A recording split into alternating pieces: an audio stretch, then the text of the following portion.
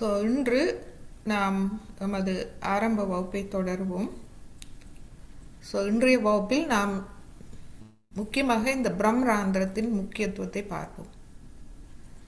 இந்த படத்தில் நீங்கள் பார்த்தீர்கள் என்றால் இந்த படத்தில் அந்த தலை உச்சியில் ஒரு இந்த இடம் அந்த சிறு பிள்ளைகளில் அந்த மென்மையாக துடிக்கும் இடம், அதுவே பிரம்மராந்திரம். நமக்கு அது இறுகிவிட்டது. இந்த பிரம்மராந்திரம், இந்த ஆந்திரம் என்றால் ஓட்டை. இந்த வழி மிகவும் முக்கியமான ஒன்று. அதன் மூலமே நாம் யோகா, அதாவது இணைப்பை பெற்றுக்கொள்ளலாம். அது மூடியிருக்கும் வரை இணைப்பு இருக்காது.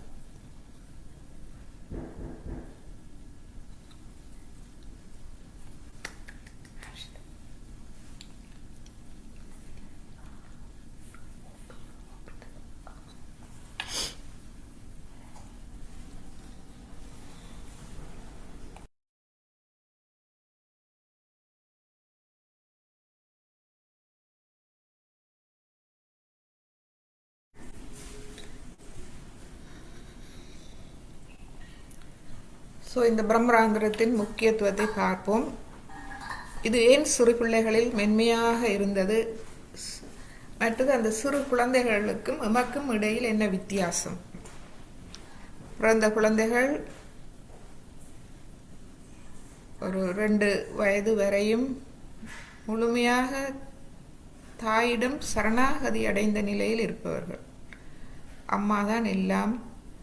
ஏனென்றால் அம்மா எல்லாத்தையும் பார்த்து கொள்வார், உணவு தருவார், பாதுகாப்பு தருவார், அன்பு காட்டுவார், பாடங்களை கற்றுத்தருவார், உலகத்தை கற்றுத்தருவார். அவர்கள் ஏன் அப்படி இருக்கிறார்கள் என்றால் அந்த ஞானம் அவர்களுக்கு எப்படி கிடைத்தது? அம்மா தான் உலகம் என்ற அந்த ஞானம் எப்படி கிடைத்தது? ஏன் அவர்களுடைய முழு கவனமும் தாயிடம் செல்கின்றது? ஏனென்றால் அவர்கள் அந்த அன்பை உணர்கிறார்கள். இந்த ஞானத்தை கொடுத்தது யார்? அந்த அன்பை உணரும் ஞானத்தை கொடுத்தது யார்?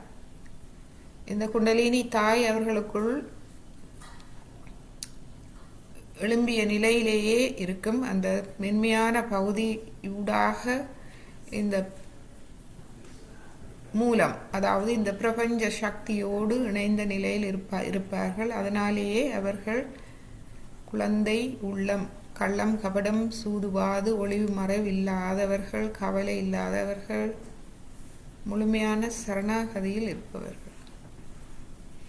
பிறகு வளர வளர கவனம் வெளி உலகுக்கு செல்கின்றது. வெளி உலகிலிருந்து கற்றுக்கொள்ள ஆரம்பிக்கின்றார்கள். நல்லது எது, கெட்டது எது என்று தெரியாது அனைத்தையும் கற்கிறார்கள். அதனால் மமகாரம் வளர ஆரம்பிக்கின்றது, அகங்காரமும் வளர ஆரம்பிக்கின்றது. இதனால் இந்த ஓட்டை மூடிவிடுகின்றது. இறுகி மூடி அந்த கவனம் முழுமையாக அந்த நாம் எங்கிருந்து வந்தோம் என்ற அந்த மூலத்தை முழுமையாக நாம் மறந்து விடுகின்றோம். எனவே இந்த ஆத்ம விழிப்புணர்வு மூலம் இந்த ஓட்டை திறக்கப்பட வேண்டும். அதன் மூலமே நாம் இதுவரை சேகரித்த வேண்டாதவை வெளியேறும். இப்பொழுது ஸ்ரீமாதஜியின் உரையில் ஸ்ரீமாதஜி அதை அழகாக கூறியிருக்கின்றார். இந்த உரையில் ஸ்ரீமாதஜி சொல்கின்றார், மெஞ்ஞானம் ஆத்ம விழிப்புணர்வு கைகூடிய பிறகு தலையின் உச்சியில் ஒரு துளை உருவாகிறது. அது இந்த துளை மீண்டும் உருவாகின்றது. அது உடல் ரீதியாக நாம் உணராட்டாலும் தியானத்தில் நாம் அதன் மூலம் குண்டலினியின் வெளிப்பாட்டை நாம் உணர முடியும். அந்த இடம் தளர்வடைந்து உணர்கின்றோம் இந்த துளையை மீண்டும். இங்கிருந்தே அனைத்தும் வெளியேறும். நீங்கள் எதை ஒன்றை துறந்தாலும் அது தலையின் உச்சின் வழியாகவே வெளியேறும். அது முழுமையாக வெளியேறிவிடும். ஸோ அதை விளங்கப்படுத்துகின்றார். அது வேறு எங்கும் ஊடுருவாது. இங்கு ஏற்படுத்தப்பட்டுள்ள துளையின் சிறப்பம்சமே அதுதான். உங்களுக்கு ஏதேனும் பழக்க வழக்கங்கள் இருக்குமாயின் அவற்றை உங்கள் நினைவில் இருத்தி பின்னர் இத்துளையின் வழியாக வெளியேற்ற வேண்டும். ஸோ வேண்டாதவை, அழிவுகரமானவை, மன அழுத்தங்கள், மன சோர்வுகள், கவலைகள், எண்ணங்கள் அனைத்தும் இந்த துளை ஊடாக வெளியேற நாம் அனுமதிக்க வேண்டும். கவனத்தை அதில் கொண்டு வந்து நாம் குண்டலின் தாயிடம் பிரார்த்திக்க வேண்டும். தாயை, இவற்றை எமக்கு வெளியேற்றி விடுங்கள் என்று இந்த துவாரத்தை நாம் தளர்வுபடுத்தி திறந்து இந்த எங்கும் நிறைந்திருக்கும் சக்திக்கு திறந்து விடும்போது குண்டலினி தாய் மேலே வந்து அவற்றை வெளியேற்றி இந்த எங்கும் நிறைந்த அன்பு சக்தியோடு நம்மை இணைக்கின்றார். வேறு எந்த பக்கத்தாலும் நாம் வெளியேற்ற முடியாது. இதுவே நிரந்தரமான வெளியேற்றம். அப்பழக்கம் எங்கெல்லாம் குடிகொண்டிருக்கின்றதோ, நமக்கு வேண்டாதவை எங்கெங்கு நமது உடலில் இருக்கின்றதோ அங்கெல்லாம் உங்களுக்கு ஒருவித பாரம் அல்லது கனம் தோன்றும். சக்கரங்களிலோ உடல் பகுதிகளிலோ ஒரு பாரம், கனம், ஒரு அசௌகரியம், இவை வேண்டாதவை நமக்குள் இருப்பதால் தான். வேண்டாத தீய சக்திகள் என்று சொல்லலாம், அல்லது எதிர்மறை சக்திகள் நமக்குள் இருப்பதால் தான் இந்த உபாதைகளை நாம் உணர்கின்றோம். ஸோ உதாரணமாக ஸ்ரீமாதிஜி சொல்கிறார், நாபி பகுதியில், தொப்புள் பகுதியில் சிலர் அளவுக்கு அதிகமாக உண்ண விரும்புகின்றார்கள். உடல் தேவைக்கு அதிகமாக உண்ணும் பழக்கம் இது உடலுக்கு எதிரானது, ஆத்மாவுக்கு எதிரானது. இது தேவையில்லை. ஸோ இவ்வாறு அளவுக்கு மீறி உண்பது பார்ப்பதற்கு அழகாக இருக்காது. எனவே உங்கள் நாபி பகுதியின் மீது கவனம் செலுத்துங்கள். நாபி பகுதியில் இருந்து அப்பழக்கத்தை மெல்ல மெல்ல அகற்றுங்கள். ஸோ தியானிக்கும் போது அந்த எங்களுக்குள் இருக்கும் வேண்டாத பழக்கங்கள் வெளியேறுகின்றன. எமது கவனத்துக்கு வரும் பழக்கங்களை நாம் இவ்வாறு தியானம் மூலம் வெளியேற்றலாம், பிரார்த்தனையின் மூலம். ஸோ அவ்வாறு செய்யும்போது அங்கு குவிந்துள்ள அனைத்து அழுக்குகளும் அசுத்தங்களும் இத்துளையின் வழியாக முழுமையாக வெளியேறிவிடும். ஸோ இப்பொழுது நாம் நமது பிரம்மராந்திரத்தின் முக்கியத்துவத்தை, அதனுடைய சிறப்பம்சத்தை நாம் ஸ்ரீ மாதாஜியின் உரை மூலம் அறிந்து கொண்டோம்.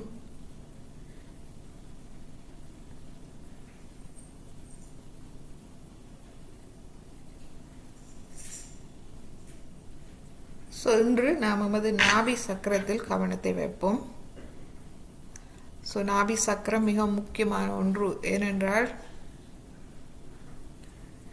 இதுவே எமது அமைதி, உலக வாழ்வில் அமைதியையும் மன திருப்தியையும் தரும் சக்தி மையம்.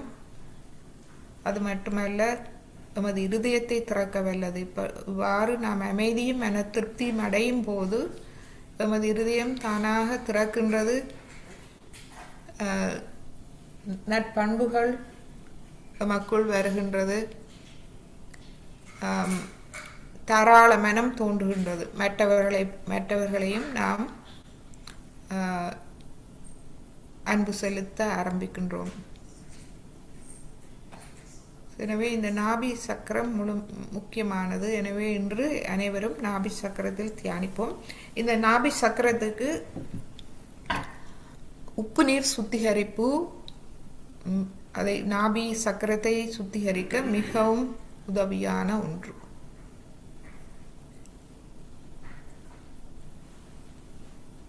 ஸோ இப்பொழுது அனைவரும் எமது கவனத்தை தலை உச்சியில் வைத்து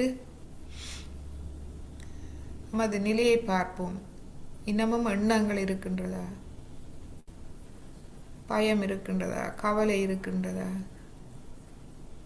எது எம்மை தியானத்துக்கு செல்ல விடாது, அந்த அமைதியை உணர விடாது தடுக்கின்றது?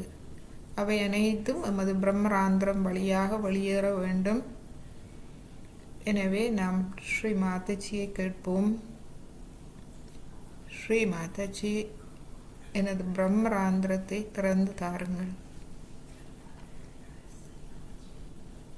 அங்கு எனது தூய்மையான கவனத்தை நான் அங்கு நிலைநிறுத்தி தியான நிலைக்கு செல்ல என்னை வழிகாட்டுங்கள். இவ்வாறு நாம் கேட்கும் போது அது நமக்கு உதவுகின்றது. நமக்கு அது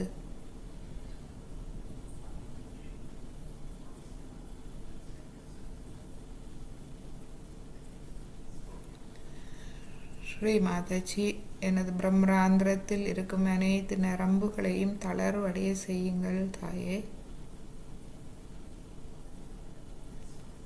எனது கவனத்தை நான் உள்முகமாக எடுத்து செல்ல எனக்கு உதவுங்கள். சுழுமினை நாடி முழுமையாக விரிவடைந்து குண்டலினி தாய் மேலெழும்ப அவருக்கான பாதையை உருவாக்க அருள் புரியுங்கள் தாயே. எனது சாரத்தில் இருக்கும் 1000 நரம்புகளையும் தளர்வடைய செய்து தாருங்கள் தாயே.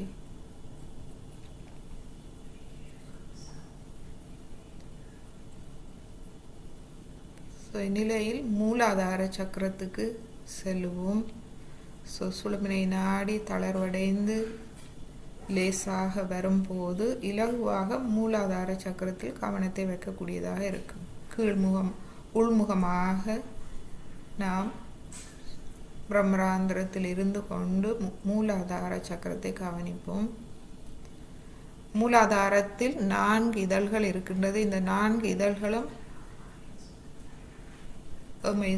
சமநிலைக்கு, மன உறுதிக்கும் சமநிலைக்கும் கொண்டு செல்கின்றது. அதாவது இந்த தியானத்தில் உறுதியாக நிற்கும் நிலையை எமக்கு தருகின்றது. ஏனென்றால் இதன் முக்கியத்துவத்தை நாம் உணர்ந்திருக்கின்றோம், அனுபவித்திருக்கின்றோம். இந்த தியானம் எனக்கு உதவி செய்கின்றது. எனவே இதை நான் செய்ய வேண்டும். இதனுடைய முழு பலனையும் நான் பெற்றுக்கொள்ள வேண்டும். ஏனென்றால் இது எனது பிறப்புரிமை. இதுவே சரியான வழி.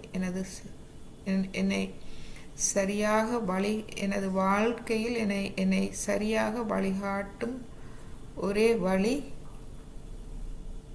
குண்டலினி தாய் இந்த சுழுமினை நாடி வழியாக எம்மை எடுத்து செல்லும் போது ஒவ்வொரு சக்கரங்களிலும் ஆத்மாவின் நற்பண்புகளை ஒளியூட்டி எம்மை வாழ்க்கை பாதையில் ஒரு அமைதியான நிலைக்கு, ஒரு அன்பு நிறைந்த நிலைக்கு, ஆனந்தம் நிறைந்த நிலைக்கு, இந்த வேண்டாதவற்றில் பற்றுகளை விடுத்து நல்லவற்றில் கவனம் செலுத்தும் நிலைக்கு உம்மை எடுத்து செல்கின்றார்.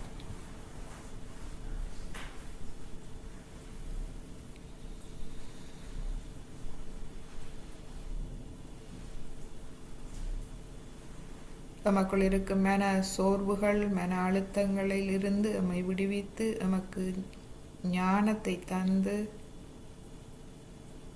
நம்மை நல்வழிகாட்டுகின்றார்.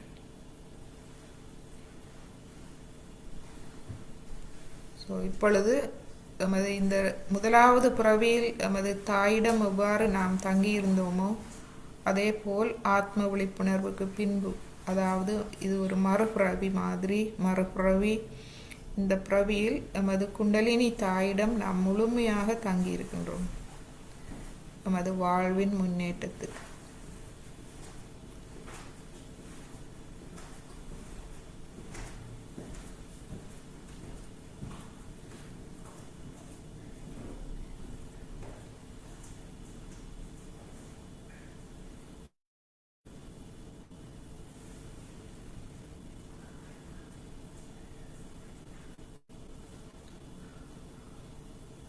இந்த மூலாதாரம் 4 இதழ்கள். முதலாவது இதழ் கீழ் நோக்கி பூமியை நோக்கி செல்லும் இதழ். ஏனென்றால் நமது மூலாதார சக்கரத்தின் தனிமம் பூமி. 5 பஞ்ச தனிமங்கள் இருக்கின்றது. நிலம், பூமி, நீர், நெருப்பு, காற்று, ஆகாயம். இவற்றாலேயே எமது உடல் ஆக்கப்பட்டது. அதுபோல் எமது சூட்சும சரீரத்தில் இந்த சக்தி மையங்கள் இந்த பஞ்ச தனிமங்களால் ஆக்கப்பட்டது. அதில் மூலாதாரம் பூமி தத்துவம். இது நமக்கு எதை தருகின்றது? இந்த பூமி தத்துவம் மூலம், பூமி தாய் மூலம், பூமி தத்துவம் தாயினுடைய தத்துவம். அதுவும் எமக்கு இருப்பிடம், உறைவிடம் தருகின்றது, உணவு தருகின்றது. இந்த இயற்கையை பராமரித்து எமக்கு தேவையான உணவை தருகின்றது, எம்மை பொறுத்து அருள்கின்றது, எமது பிள்ளைகள் அனைத்தையும் பொறுத்து அருள்கின்றது, எம்மை தாங்கி வைத்திருக்கின்றது. இந்த புவி ஈர்ப்பு அந்த அன்பு சக்தியால் எம்மை தாங்கி வைத்திருக்கின்றது.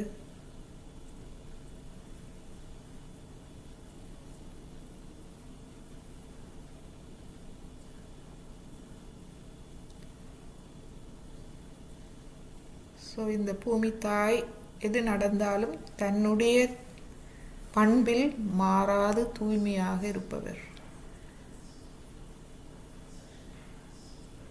இந்த முதலாவது இதழ் நமக்கு தூய்மையை, உறுதியை, அதாவது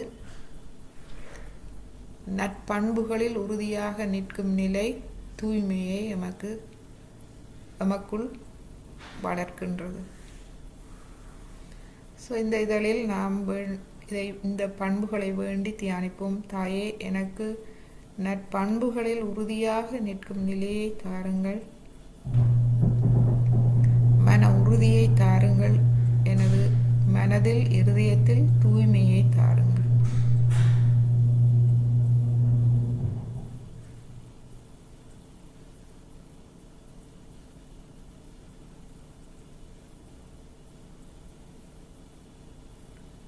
இரண்டாவது இதழ் இடது பக்கம் செல்கின்றது. இந்த இதழ்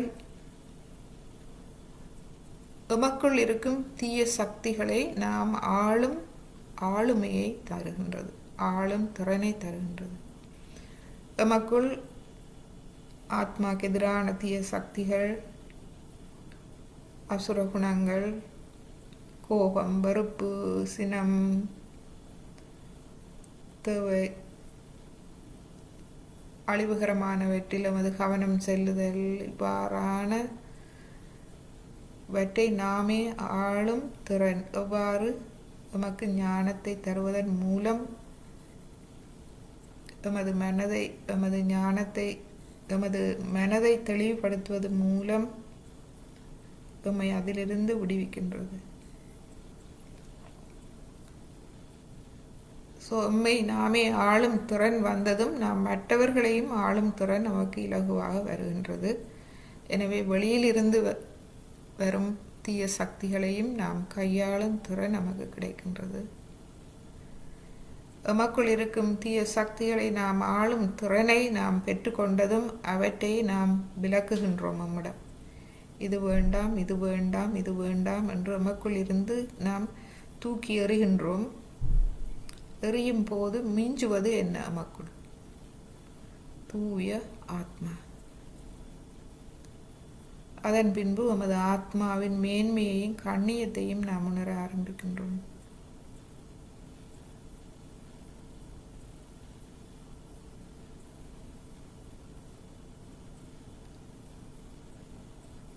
இதனால் மெதுவாக நமக்கு தன்னம்பிக்கை வருகின்றது. எமது இடது நாடி பலன் அடைகின்றது, பலம் பெறுகின்றது, தன்னம்பிக்கை. கடந்த காலத்தில் இருந்து விடுபடுகின்றோம். நான் ஒரு தூய ஆத்மா என்ற உண்மை புலப்படுகின்றது. இப்பொழுது மூலாதாரத்தில் இருந்து செல்லும் மூன்றாவது நரம்பு இதழ் வலது பக்கம் செல்கின்றது.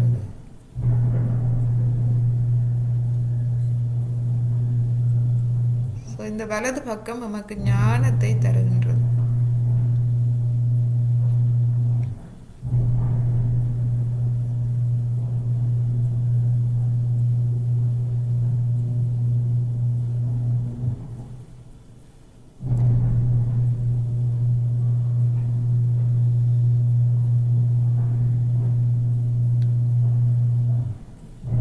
ஞானம்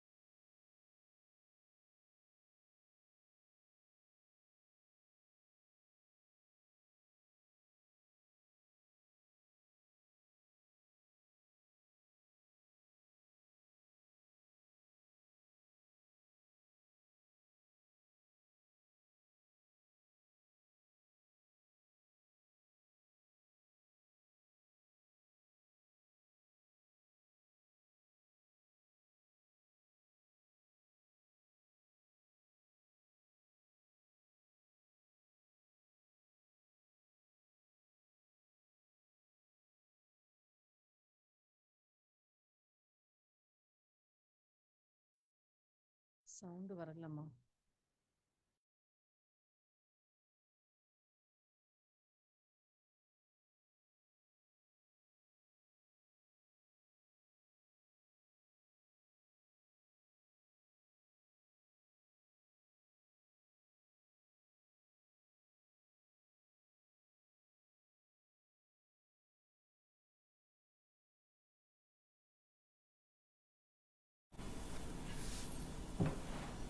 எமது மூன்றாவது இதழ் வலது பக்கம் செல்கின்றது. இது ஞானத்தை தருகின்றது. இந்த ஞானம்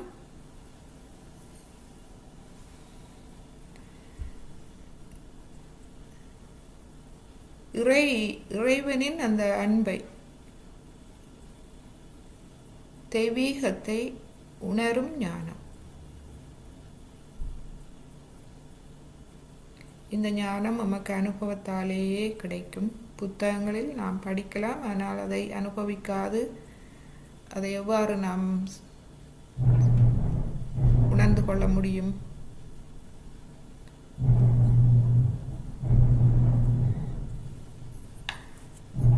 எனவே இந்த மூன்றாவது இதழில் நாம் கேட்போம், ஸ்ரீ மாதாஜி, எனக்கு இந்த தெய்வீகத்தின் அன்பை உணரும் ஞானத்தை எனக்கு தந்தருளுங்கள்.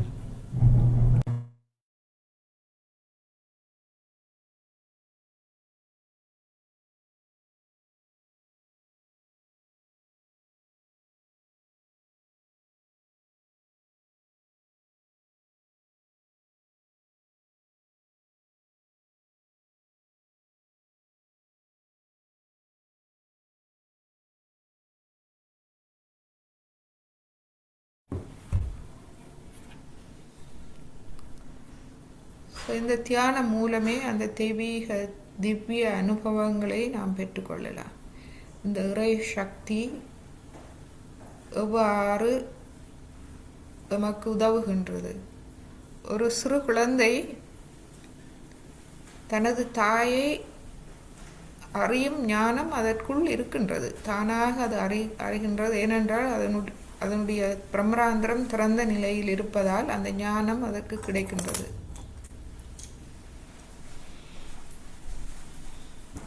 இப்பொழுது நாம் தெய்வீகமே இப்பொழுது நமக்கு தாயாக இருக்கின்றது. அந்த தாயின் அன்பை நாம் உணர வேண்டும். இந்த எங்கும் நிறைந்திருக்கும் எம்மை படைத்த அன்பு சக்தி அதன் ஒரு துளி, அதன் ஒரு பிரதிபலிப்பு குண்டலினி சக்தியாக எமக்குள் இருக்கின்றது. அந்த தாயின் திவ்ய அனுபவங்களை நாம் எமது குண்டலினி தாயின் வேலைகளால் நாம் அறிந்து கொள்ள வேண்டும். ஸோ இதற்கு தியானம் அவசியம். இதன் மூலமே நாம் அனுபவங்களை பெற்றுக்கொள்ளலாம்.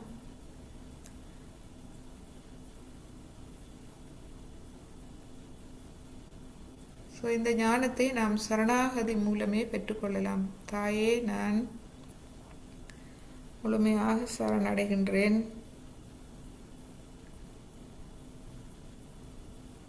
இந்த குண்டலினி தாயின் அனுபவங்களை நாம் பெறும்போது கொஞ்சம் கொஞ்சமாக வாழ்வில் எவ்வாறு எமக்கு ஞானத்தை தருகின்றார், எமது உடல் உபாதைகளை முன்னேற்றுகின்றார், எமக்கு சக்தி தருகின்றார், ஞானம் தருகின்றார், எம்மை நல்வழியில் வழிகாட்டுகின்றார். இவ்வாறு நாம் உணர ஆரம்பிக்கும் போது அந்த தெய்வீக சக்தியில் நமக்கு நம்பிக்கை வருகின்றது. ஸோ வலது நாடி தெய்வீக நம்பிக்கை. தெய்வீக நம்பிக்கை வரும்போது நாம் இருதயத்துக்கு செல்கின்றோம். பயமின்மை வருகின்றது. ஒரு பாதுகாப்பு உணர்வு வருகின்றது நமது இருதயத்தில்.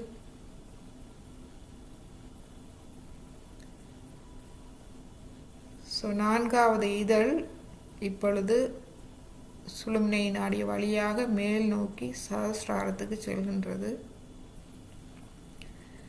அந்த தெய்வீக சக்தியோடு ஒன்றாகின்றது, எம்மை ஒன்றிணைக்கின்றது. ஏனென்றால் நாம் இப்பொழுது முழுமையாக அதை உணர ஆரம்பிக்கின்றோம், பாதுகாப்பை உணர ஆரம்பிக்கின்றோம்.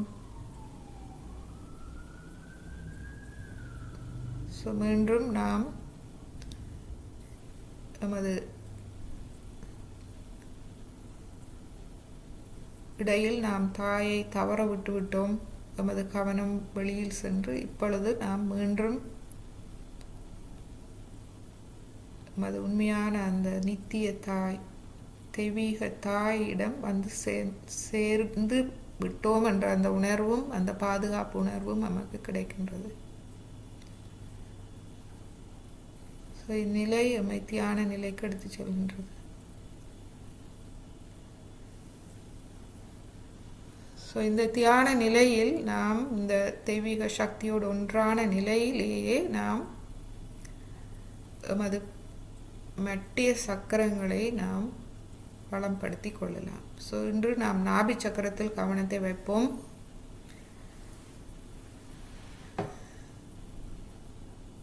ஸோ எமது வலது கையை தொப்புள் பகுதியில் வைப்போம். ஸோ இந்த பிரம்மராந்திரம் திறந்த நிலையில் நாம் நாபி சக்கரத்தில் என்ன அசுத்தங்கள் அழுக்குகள் இருந்தாலும் அதன் மூலமாக வெளியேற வேண்டிக் கொள்வோம். ஸ்ரீ மாதாஜி நமக்கு இந்த சுத்திகரித்தல், நமது நாபி சுத்திகரித்தலில் நமக்கு உதவுங்கள் தாயே. குண்டலினி தாய் மூலம் நம்மை வழிநடத்துங்கள் தாயே. ஸோ வலது கையை எமது நாபி சக்கரம், அதாவது தொப்புள் பகுதியில் வைத்து நாம் பிரார்த்திப்போம். ஸ்ரீ மாதாஜி, குண்டலினி தாய் அந்த அன்பு சக்தி எமது நாபி சக்கரத்தில் வந்து எமது நாபி சக்கரத்தை ஒளியூட்டுவதை நான் உணர செய்யுங்கள். இந்த உணர்வு மிகவும் முக்கியம். அப்போதுதான் நமக்கு நம்பிக்கை வலுவடைய ஆரம்பிக்கும். எனவே ஒரு 2 நிமிடம் நாம் தியானிப்போம் நாபி சக்கரத்தில்.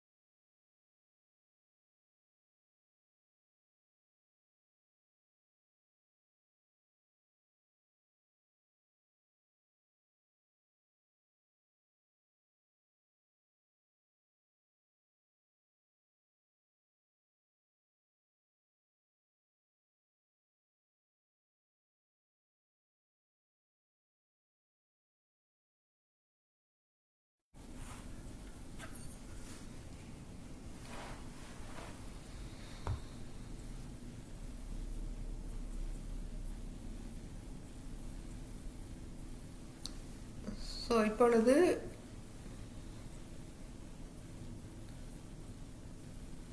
மனதார நாம் தியானிப்போம். தாயே, எனது நாபி சக்கரத்துக்கு வந்தருளுங்கள் தாயே.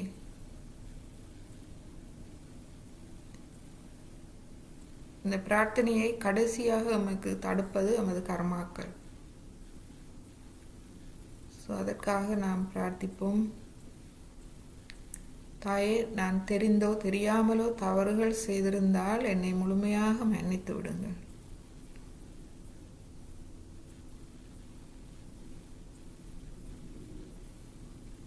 நிச்சயமாக மன்னிப்பு ஏற்கனவே தரப்பட்டு விட்டது.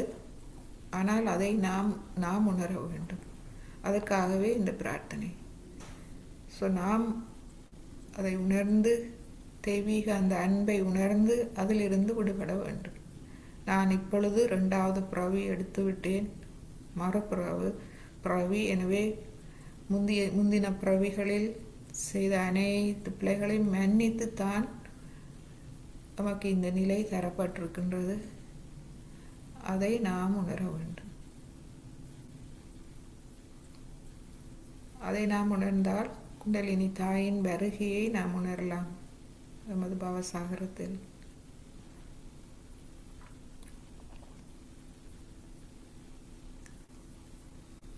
குண்டலினி தாயே, எனக்கு இந்த உலக வாழ்வில் அமைதியை தாருங்கள். எனக்கு மன நிறைவை தாருங்கள்.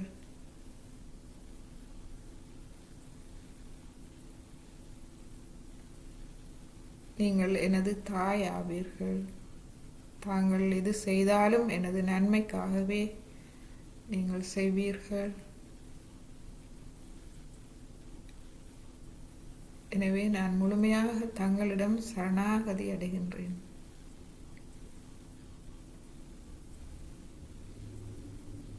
எனது நாமியை முழுமையாக தூய்மைப்படுத்தி வளம்படுத்தி தாருங்கள்.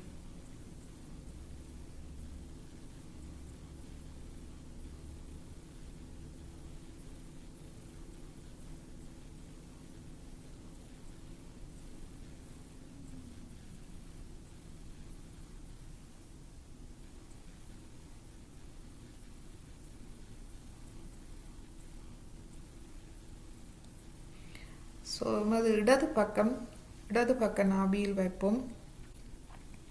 இந்த இடது பக்க நாபியில் பிரார்த்திப்போம். இந்த இடது பக்கம் தன்னம்பிக்கை. நமக்குள் இருக்கும் அழிவுகரமானவற்றை எல்லாவற்றையும் நாம் ஆளும் திறனை நாம் உணர வேண்டும். அந்த மன உறுதியை நாம் உணர வேண்டும். நான் என்னை எதிர்கொள்வேன். என்ன பிரச்சனை என்றாலும் நான் அவற்றை எதிர்கொண்டு ஆத்ம வழியில், நல்வழியில், நற்பண்புகளோடு அவற்றை நான் வெல்லுவேன். எனவே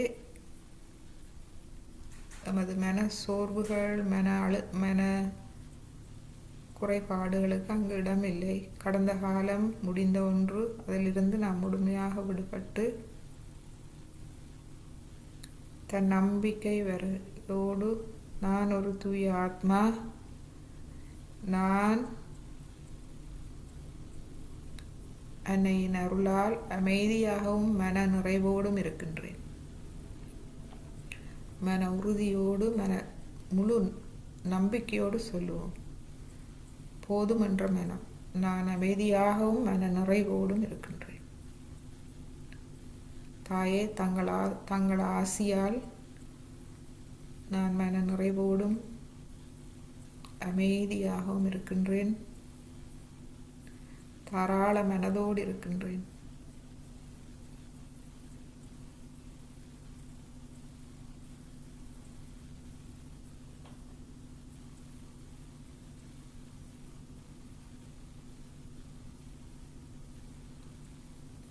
இதை நாம் மன உறுதியோடு சொல்லும்போது இந்த நிலை அதிகரிக்கும்.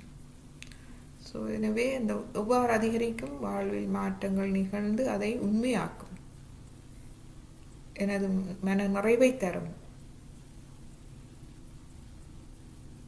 எமது வாழ்வில் உள்ள வெற்றிடங்கள் நிரப்பப்பட்டு எமக்கு மன நிறைவை தரும். அவ்வளவு அதுவே இந்த தெய்வீக சக்தியின் ஆசீர்வாதங்களாகும். இடது நாபியில் குளிர்ச்சியை உணர முடிகின்றதா என்று பாருங்கள்.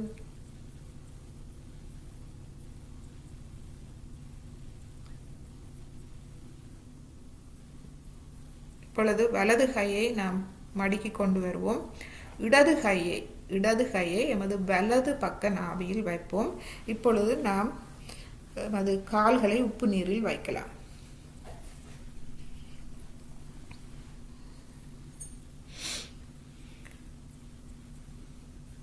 இந்த வலது பக்க நாபி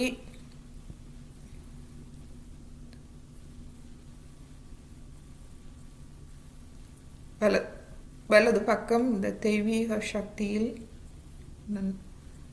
நம்பிக்கை.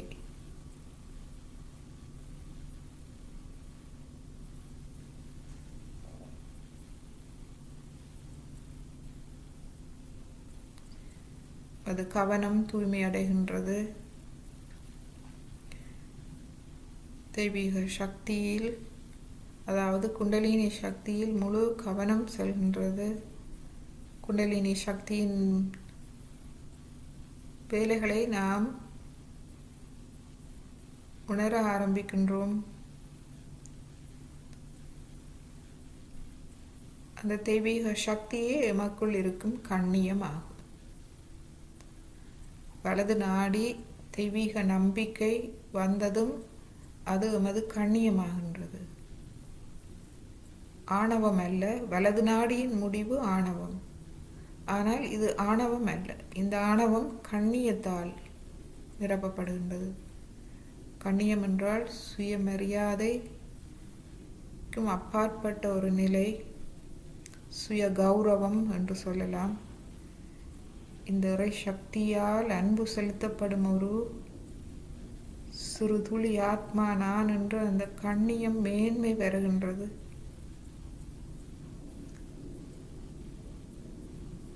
தாயே, நீங்களே எனது கண்ணியமாவீர்கள்.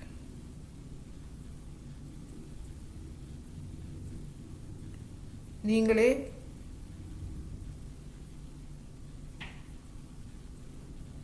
என்னை முழுமையோடு ஒன்றாக்கி அந்த தியான நிலையை, அந்த யோகாவை எனக்கு தரப்பவர் தாங்களே. அந்த யோக நிலையில் நான் முழுமையோடு ஒன்றான நிலையில் நீங்களே என்னை முழுமையாக கவனித்துக் கொள்கின்றீர்கள். எனது உலக வாழ்வில் உள்ள பிரச்சனைகள் அனைத்தையும் கவனிப்பவர் தாங்களே. உலக வாழ்வில் எனக்கு குடும்ப பிரச்சனைகள் இருக்கின்றது.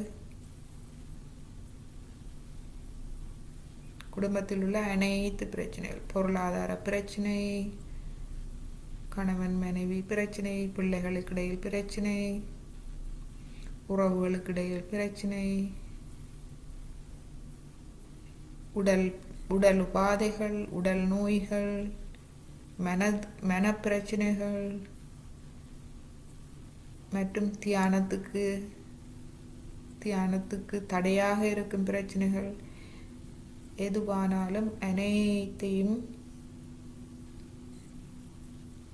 எனது பிரச்சனைகள் அனைத்தையும் கவனித்துக் கொள்பவர் தாங்களே. நான் ஒன்றும் செய்வதில்லை. நான் தியான நிலையில் தங்களோடு ஒன்றான நிலையில் இருக்கின்றேன். இப்பொழுது இந்த வலது பக்கம் நாபி குளிர்ச்சி அடைவதை நாம் உணர்வோம். இந்த குளிர்ச்சி மெதுவாக எமது கல்லீரலுக்கு பரவுவதையும் நாம் உணர்வோம்.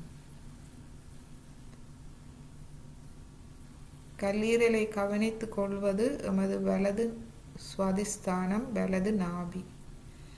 எனவே வலது நாபி குளிர்ச்சி அடையும் போது அது கல்லீரலுக்கும் பரவும். கீழ்முகமாக வலது சுவாதிஸ்தானத்துக்கும் பரவும். வலது சுவாதிஸ்தான வந்து நான் ஒன்றும் செய்வதில்லை, அனைத்தும் தாங்களே செய்பவர். எனவே கவனம் முழுமையாக தூய்மை அடைகின்றது. கவனத்தில் எந்த விதமான எண்ணங்களும் இல்லை.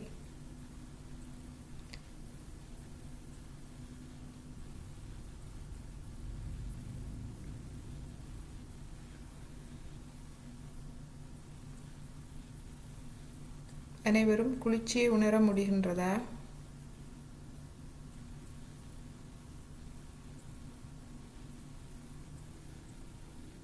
யாராவது உணர முடியாவிட்டால் மனம் திறவுங்கள், இதயத்தை திறவுங்கள், இந்த கூட்டமைப்பிடம் சரணடையுங்கள்.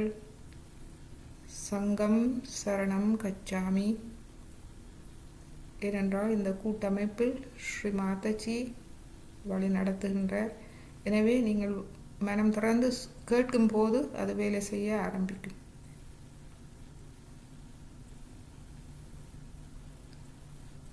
யாராவது உணரவில்லை என்றால் தயவு செய்து இதயத்தை திறவுங்கள்.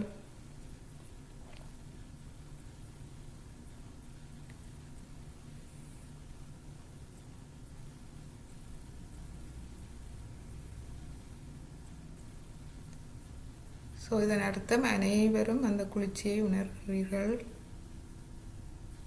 நல்லது. இப்பொழுது நமது பவசாகரத்தில் நாம் தியானிப்போம்.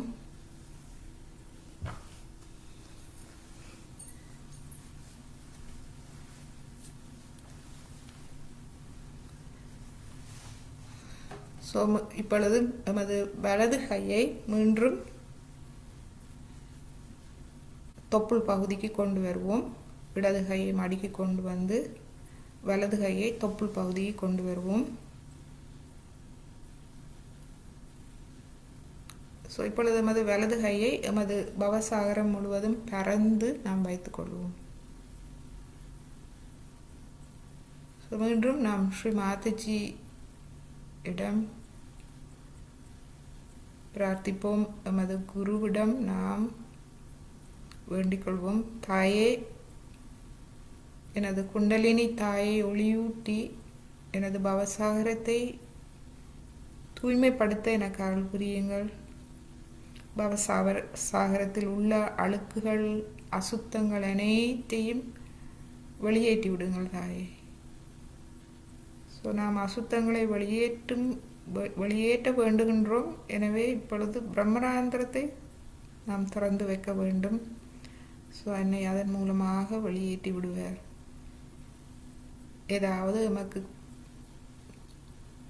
வேண்டாத பழக்க வழக்கங்கள் அதிலிருந்து நான் விடுபட வேண்டுமென்றால் அதை கவனத்தில் கொண்டு வந்து அன்னையிடம் பிரார்த்தித்து விட்டு சரணாகதி செய்து விடுவோம். பிரம்மராந்திரத்தை திறந்து சிறிது பொறுமையாக அமைதியாக காத்திருப்போம். நமது பவசாகரம் முழுவதும் குண்டலினி தாய் பரவுவதை நாம் அந்த திவ்ய அனுபவத்தை நாம் பெற காத்திருப்போம். சாட்சி பாவ நிலை.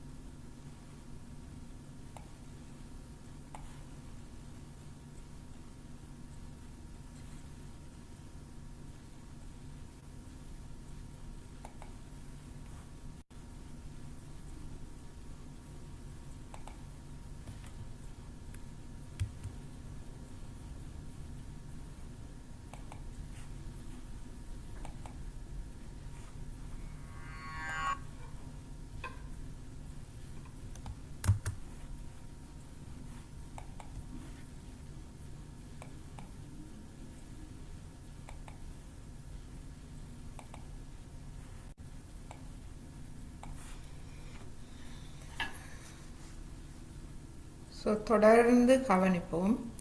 குளிர்ச்சியாக வந்தால் அந்த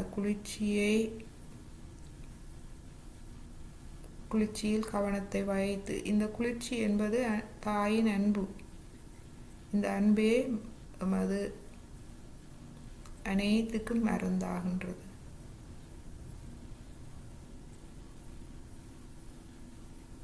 அந்த அன்பை கவனித்து கொண்டே இருப்போம். இந்த பாடலை கேட்டு, இது சமஸ்கிருத ஸ்லோகம்.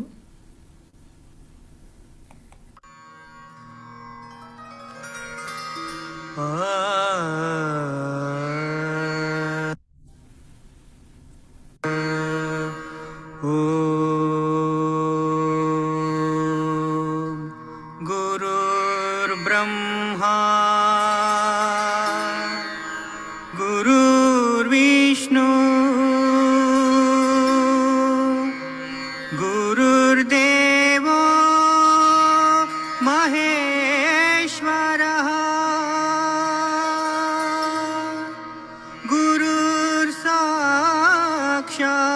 गुरुर्साक्षात् परब्रह्मा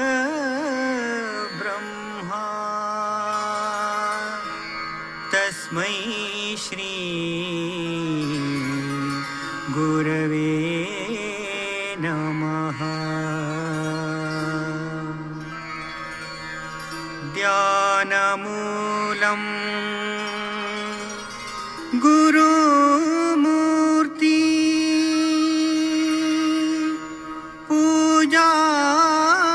पूजामूलं गुरुपदम्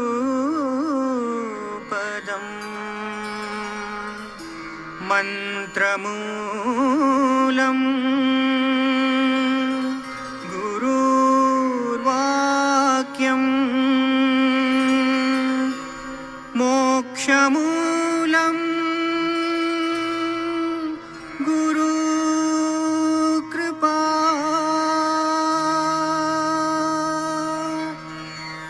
निर्मलमा कृपा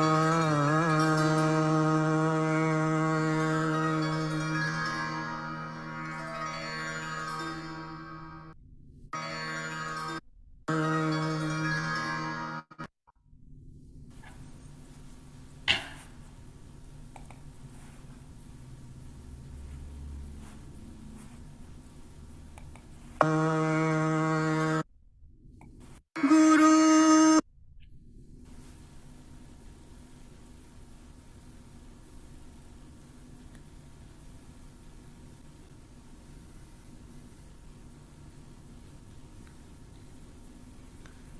ஸோ இப்பொழுது நீங்கள் பவசாகரத்தில் குளிர்ச்சியை உணர்கிறீர்களா?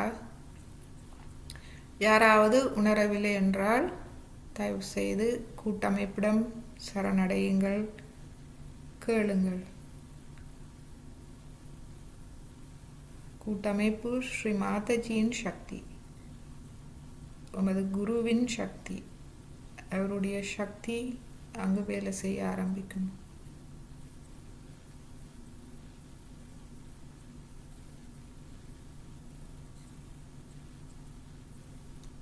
ஸோ இப்பொழுது இந்த குளிர்மை சுழுமினை நாடி வழியாக தமது விசுதி சக்கரம்,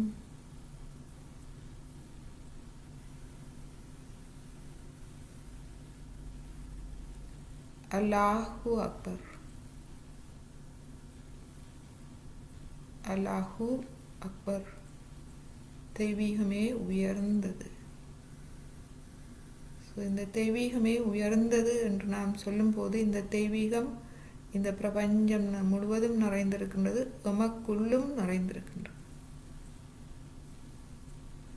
தெய்வீகம் உயர்ந்தது என்று சொல்லும்போது அதற்குள் உள்பொருளாக நான் ஒரு தூய ஆத்மா, நான் உயர்ந்தவன் என்ற கருத்தும் இருக்கின்றது. எனவே நாம் அல்லாஹு அக்பர் என்று சொல்லுவோம். நமது விசுதி சக்கரத்தால் அல்லாஹு அக்பர்,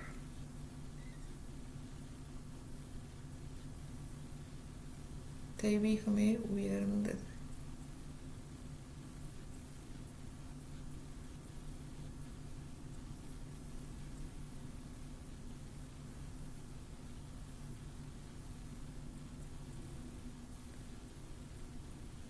இப்பொழுது இந்த குளிர்ச்சி விசுத்தி சக்கரத்திலிருந்து ஆக்யா சக்கரம் நமது தலைக்குள்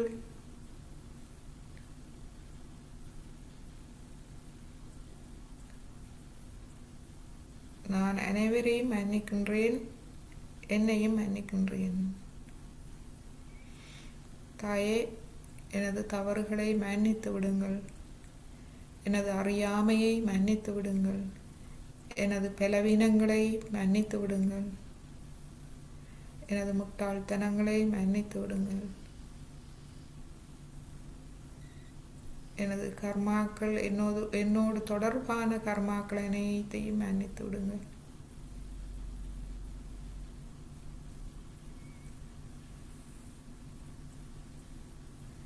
எனது ஐம்புலன்களால் நான் செய்யும் தவறுகளை மன்னித்து விடுங்கள்.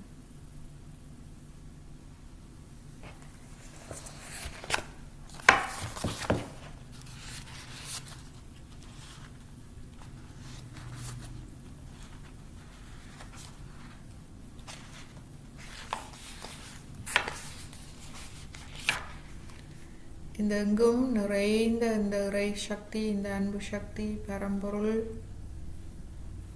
எனது அகங்காரத்தை நீக்கி எனது சிரசை காத்தருளட்டும்.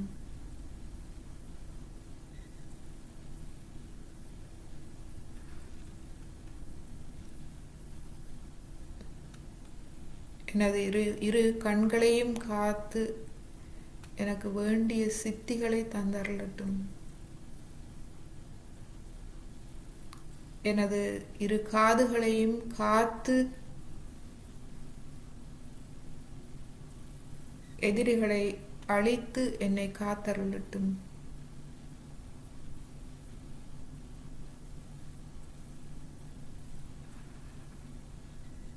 எனது முகத்தை காத்து என்னை தீமைகள் அனைத்திலிருந்தும் என்னை விடுவிக்கட்டும்.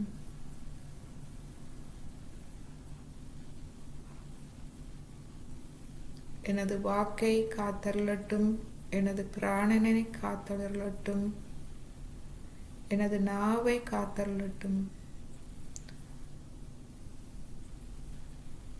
எனது கைகளை காத்தருளி எனது கைகளில் வேண்டிய வரங்களை தந்தருளட்டும். எனது இரு தோள்களையும் கழுத்தையும் காத்தருளி எனது சுயமரியாதையை காத்து, எனது சுய கௌரவத்தை காத்து, அனைவரையும் வெளியில் இருக்கும் அனைத்து தீய சக்திகளையும் வெல்லும் திறனை எனக்கு தந்தருளட்டும். எனது இதயத்தை காத்தருளட்டும், எனது உடல் முழுவதையும் காத்தருளட்டும். இனிமேலும் நான் எனது இந்த ஐம்புலன்கள் உடலால் மனதால் எந்தவித தவறுகளும் செய்யாது என்னை முழுமையாக காத்து எனது சரணாகதியை ஏற்றருளுங்கள் தாயே.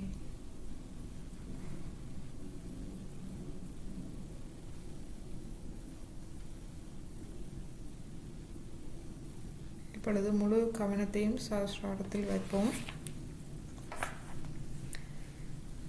வலது கையை சஹஸ்ராரம் தலை உச்சி குழியில் வைப்போம்.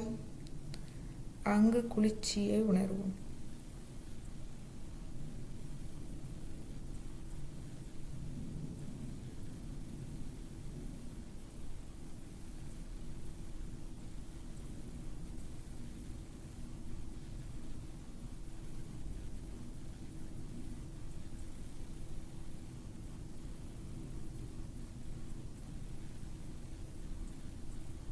இப்பொழுது வலது கையை 2 அங்குல உயரத்துக்கு உயர்த்தி கவனிப்போம். குளிர்ச்சியை அவதானிப்போம்.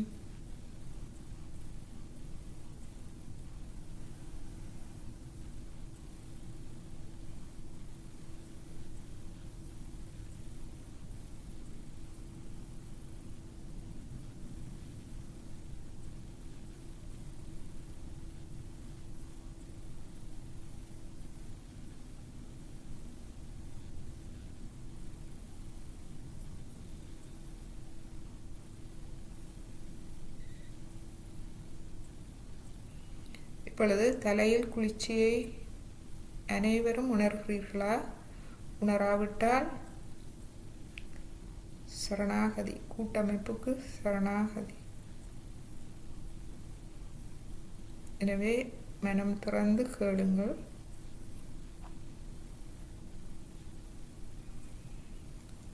குளிர்ச்சியை உணர்ந்தால் நீங்கள் கைகளை மேலே மேலே எடுத்து சென்று முடியுமானவரை எடுத்து செல்லுங்கள். நல்ல உயரத்துக்கு கொண்டு சென்ற பின்பு அந்த வலது கையின் 5 விரல்களையும் ஆகாயத்தை நோக்கி வையுங்கள்.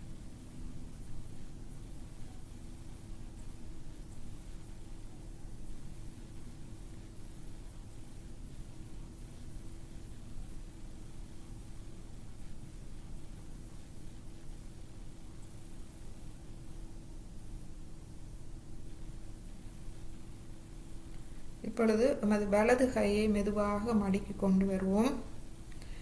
இடது கையால் இடது உள்ளம் கையை எமது தலை உச்சியில் வைப்போம்.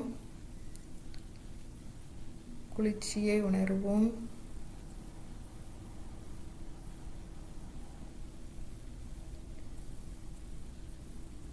உச்சந்தலையில் குளிர்ச்சியை உணர்ந்ததும் 2 அங்குல உயரத்துக்கு நமது இடது கையை உயர்த்துவோம். அந்த இடத்தை நாம் கவனிப்போம்.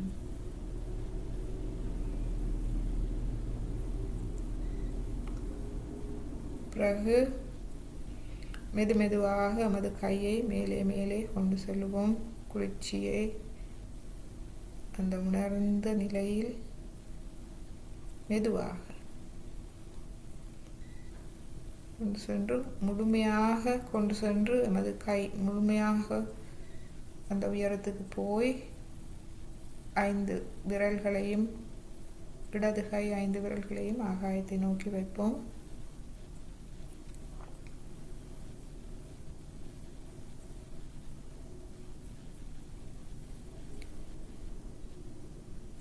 இப்பொழுது மெதுவாக கைகளை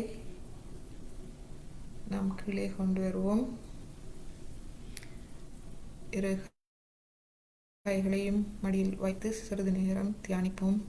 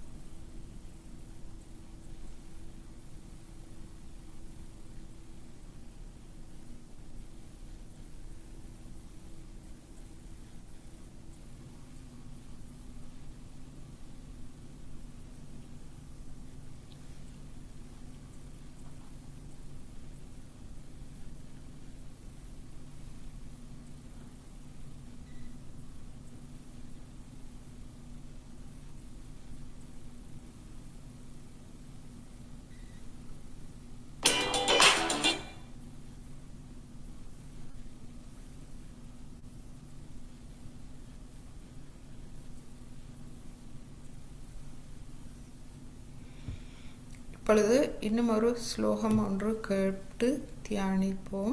தியானித்து இன்றைய தியானத்தை முடித்துக்கொள்வோம்.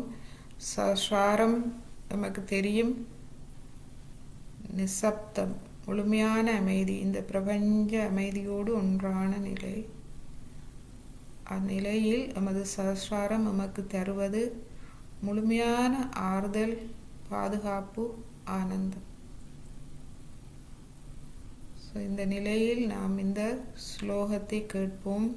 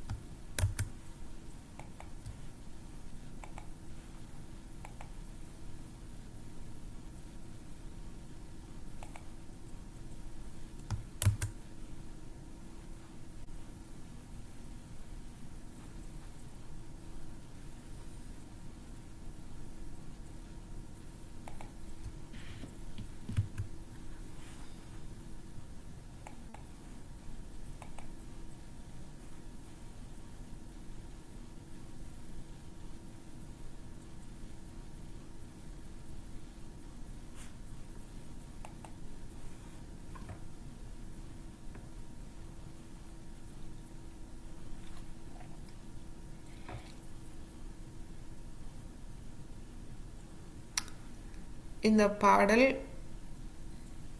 இதுவும் சமஸ்கிருத ஸ்லோகம். இது சொல்கிறது, எனக்கு ஒன்றும் தெரியாது.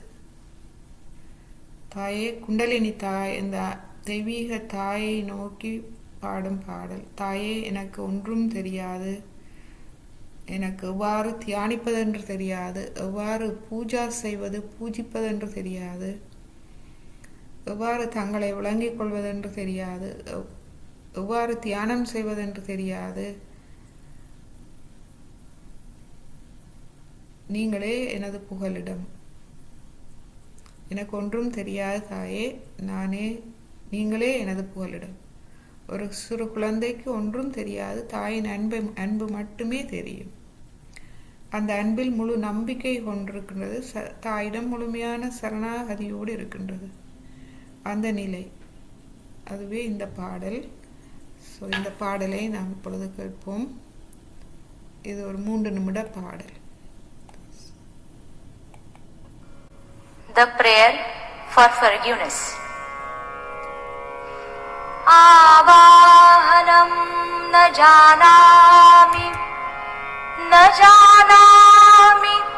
tavarchanam pujam chaiva na janami kshamyatam parameshwari mantrahinam kriyahinam bhaktihinam sureshwari yat pujitam maya devi paripurnam tadastu me gatam papam gatam dukkham gatam daridryameva cha agatam paramachaitanyam punyoham tava darshanat anyatha sharanam nasti tvameva sharanam mama tasmat karunya bhavena raksha raksha parameshwari raksha raksha parameshwari raksha raksha parameshwari aparadha sahasrani kriyante harnisham maya dasoyamiti mam matva kshamasva parameshwari kshamasva parameshwari kshamasva parameshwari.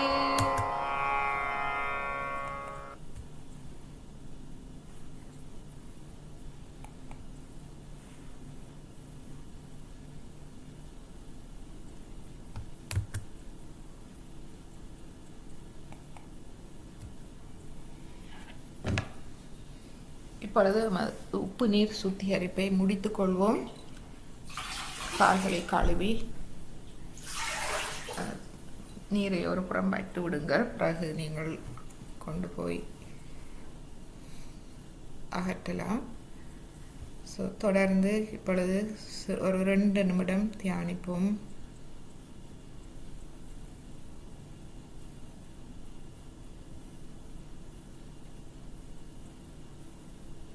தலை உச்சியில் கவனத்தை வைத்து சுழுமினை நாடி வழியாக சுழுமினை நாடியும் குளிர்ச்சியை உணர்கின்றதா என்று கவனிப்போம். சுழுமினை நாடி வழியாக முழுவதும் குளிர்ச்சியாக இருக்கின்றதா?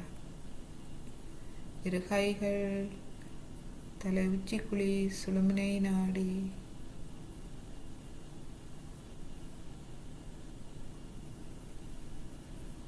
முழுமையாக எம்மை வெளிப்படுத்துவோம்.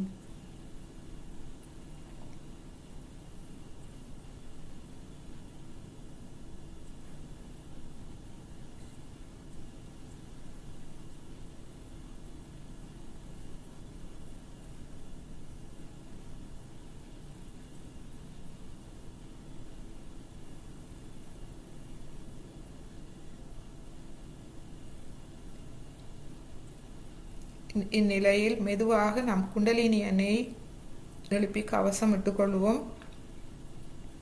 இதையும் நாம் மெதுவாக செய்யலாம். ஒவ்வொரு சக்கரமாக மூலாதாரத்துக்கு முன்பாக சுவாதிஷ்டானம், நாபி, பவசாகரம், இருதயம், அந்த குளிர்ச்சியை உணர்வோம். ஒவ்வொரு சக்கரத்திலும் விஷுதி, ஆக்யா, சஹஸ்ரார. கைகளை நன்றாக முடியுமானவரை மேலே கொண்டு சென்று ஒரு முடிச்சு 10 விரல்களையும் ஆகாயத்தை நோக்கி வைத்து மெதுவாக கீழே கொண்டு வருவோம். இப்பொழுது 2வது தடவை மூலாதாரம், சுவாதிஷ்டானம், நாபி, பவசாகரம், இருதயம், விஷுதி, ஆக்யா, சஹஸ்ரார. நன்றாக கைகளை மேலே கொண்டு சென்று 2வது முடிச்சு 10 விரல்களையும் ஆகாயத்தை நோக்கி மெதுவாக கீழே கொண்டு வருவோம். 3வது தடவை மூலாதாரம், சுவாதிஷ்டானம், நாபி, பவசாகரம், இருதயம், விஷுத்தி, ஆக்யா, சஹஸ்ரார. 3 முடித்துக்கள் போட்டுக்கொள்வோம். 1 2 3. 10 விரல்களையும் ஆகாயத்தை நோக்கி வைத்து நம்முடைய இந்த குளிர்ந்த நுண்ணதிர்வுகள், இந்த தெய்வீக அலைகள் ஆகாயத்தை நோக்கி செல்கின்றதா என்று பார்ப்போம். நமது கைகளில் இருந்து ஆகாய தத்துவம் பஞ்ச தத்துவங்களில் ஒன்று. இந்த ஆகாய தத்துவம் நமது விஷுதி சக்கரமாகும். விஷுதி சக்கரம் ஆகாய தத்துவத்தை கொண்டது. எனவே கைகளை, இந்த 10 விரல்களையும் நாம் ஆகாயத்தை நோக்கி வைக்கும்போது நாம் பெற்றுக்கொள்வது சஹஸ்ராரம் பிரம்மராந்திரம் மூலம், கொடுப்பது கை விரல் நுனிகள் மூலம். ஸோ இந்த கை விரல் நுனிகள் மூலம் ஆகாயத்தை நோக்கி இந்த அன்பு சக்தி, இந்த வைப்ரேஷன்ஸ், சைத்தன்யம் செல்வதை உணர முடிகின்றதா?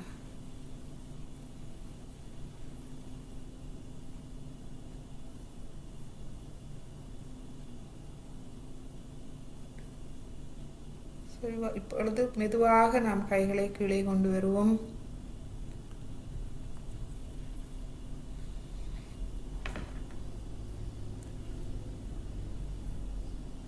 இப்பொழுது கவசம் எடுத்துக்கொள்வோம். மூலாதாரம், சுவாதிஷ்டானம், நாபி, பவசாகரம், இருதயம், விஷுதி, ஆக்யா, சஹஸ்ரார. இப்பொழுது நமது கைகளை கூப்பி வணங்கி ஸ்ரீ மாதாஜி, எமது குரு, அன்பு தாய் அவர்களுக்கு எமது இதயபூர்வமான இழந்த கொடி நன்றிகளை தெரிவித்து இன்றைய தியானத்தை முடித்துக் கொள்வோம்.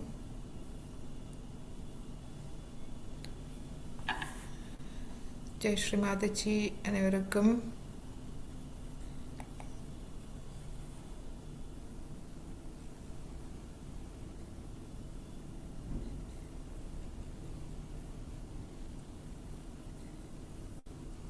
ஸ்ரீ மாதாஜிமா, நன்றிமா. ஜெய் ஸ்ரீ மாதாஜி. மச்சாள், சொல்லுங்க. ஓம். அது நல்லா இருந்தது. அந்த ஒவ்வொரு உறுப்புகளுக்கும் செய்ய காலை தண்ணியில வச்சிருந்தேன். நல்ல குளிர்மையா இருந்தது. கல்லீரல் முக்கியமா குளிர்மையா இருந்தது. என்னண்டு? கல்லீரல். ஓ, கல்லீரல். Very good, very good.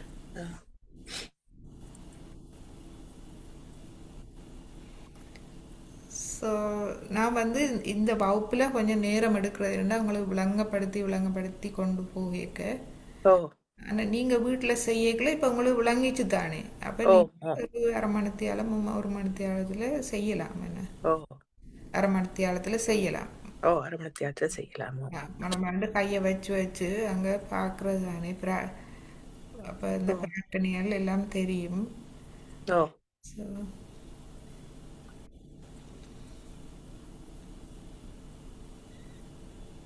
காலைல ஃபுல்லா தண்ணிய வச்சு தான் செய்ய செய்ய நல்லா இருக்குது அது அந்த தியானம். வலது பக்கத்துக்கு இடது பக்கம் கிளிய பண்ணேக்க வைக்க வேண்டாம். ஓ இடது பக்கத்துக்கு மெழுகுதிரி.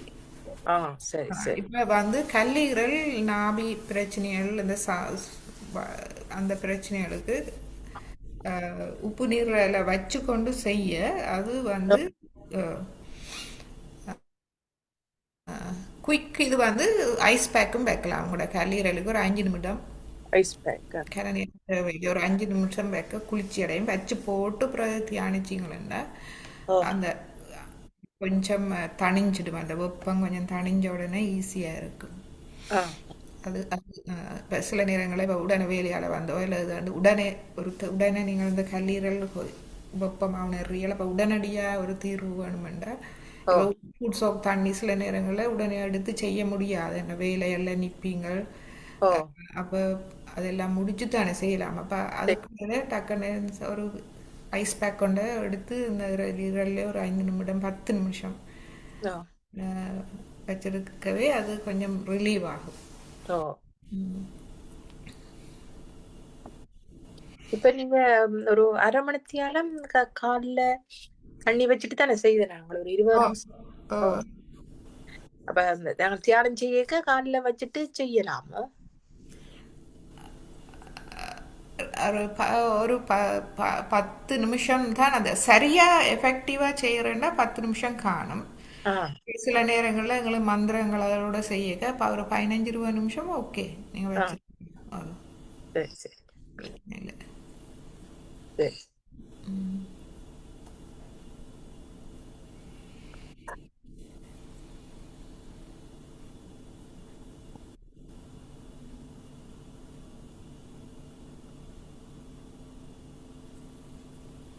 மச்சான், சொல்லுங்க. இன்றைக்கு எலெக்ஷன் ஓட் போட போக வேணாம். உங்களுக்கு ஓ ஓகே ஓகே. ஆ. சரியான ஆளு தெரிவு செய்யுங்க.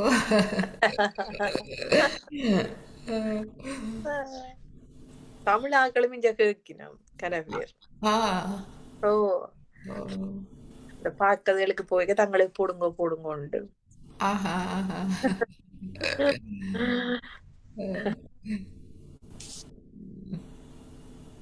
ஓகே அப்போ போறீங்களா? ஓம் ஓம் மச்சான்.